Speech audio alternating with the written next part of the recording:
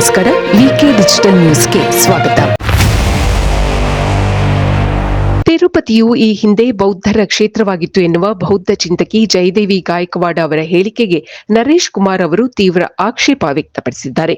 ಇದು ತೀರಾ ಹಾಸ್ಯಾಸ್ಪದ ಹೇಳಿಕೆ. ಹೆಸರು ಮಾಡಬೇಕು, ಪ್ರಚಾರ ಪಡ್ಕೋಬೇಕು ಅಂತ ಧರ್ಮವನ್ನು ಬಳಸಿಕೊಳ್ಳುವುದು ಸರಿಯಲ್ಲ ಎಂದು ನರೇಶ್ ಕುಮಾರ್ ತಿಳಿಸಿದ್ದಾರೆ. ಮಂಗಳೂರಿನಲ್ಲಿ ತಿರುಪತಿ ದೇವಸ್ಥಾನ ಟಿಟಿಡಿ ಆಡಳಿತ ಮಂಡಳಿ ಒಪ್ಪಿಗೆ. ಟಿಟಿಡಿ ಸದಸ್ಯ ಎಸ್ ನರೇಶ್ ಕುಮಾರ್ ಮಂಗಳೂರಿನಲ್ಲಿ ತಿರುಪತಿ ದೇವಸ್ಥಾನ ಹಾಗೂ ಕಲ್ಯಾಣ ಮಂಟಪ ನಿರ್ಮಾಣ ಮಾಡುವ ಪ್ರಸ್ತಾವನೆಗೆ ಟಿಟಿಡಿ ಒಪ್ಪಿಗೆ ನೀಡಿದೆ ಎಂದು ಟಿಟಿಡಿ ಸದಸ್ಯರಾದ ಎಸ್ ನರೇಶ್ ಕುಮಾರ್ ತಿಳಿಸಿದ್ದಾರೆ. ಬೆಂಗಳೂರಿನಲ್ಲಿ 2026ನೇ ಸಾಲಿನ ಕ್ಯಾಲೆಂಡರ್ ಹಾಗೂ ಡೈರಿಯನ್ನು ಬಿಡುಗಡೆಗೊಳಿಸಿ ಅವರು ಮಾತನಾಡುತ್ತಿದ್ದರು.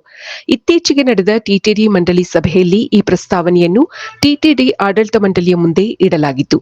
ಇದಕ್ಕೆ ಮಂಡಳಿಯು ತನ್ನ ಒಪ್ಪಿಗೆ ನೀಡಿದೆ ಎಂದು ಅವರು ಮಾಹಿತಿ ನೀಡಿದರು. ಕರ್ನಾಟಕ ಸರ್ಕಾರದಿಂದ ಜಾಗ ಮಂಜೂರಾದ ಬಳಿಕ ನಿರ್ಮಾಣ ಕಾರ್ಯಕ್ಕೆ ಚಾಲನೆ ಸಿಗಲಿದೆ ಎಂದು ನರೇಶ್ ಕುಮಾರ್ ಹೇಳಿದರು. ಇದೇ ವೇಳೆ ಟಿಟಿಡಿ ದೇವಸ್ಥಾನದ 2026ನೇ ಸಾಲಿನ ಕ್ಯಾಲೆಂಡರ್ ಹಾಗೂ ಡೈರಿಯನ್ನು ಟಿಟಿಡಿ ಸದಸ್ಯರಾದ ಶ್ರೀಯುತ ಎಸ್ ನರೇಶ್ ಕುಮಾರ್ ಹಾಗೂ ಟಿಟಿಡಿ ಬೆಂಗಳೂರು ದೇವಸ್ಥಾನದ ಸೂಪರಿಂಟೆಂಡೆಂಟ್ ಜಯಂತಿ ಅವರು ಅನಾವರಣಗೊಳಿಸಿದರು. ಕ್ಯಾಲೆಂಡರ್ ಬೆಲೆ 15 ರೂಪಾಯಿಯಿಂದ 450 ರೂಪಾಯಿವರೆಗೆ ವಿವಿಧ ಬೆಲೆಯಲ್ಲಿ ಸಿಗುತ್ತದೆ. ಡೈರಿ ಬೆಲೆ 120 ರೂಪಾಯಿಯಿಂದ 130 ಬೆಲೆಯಲ್ಲಿ ಲಭ್ಯವಿದೆ.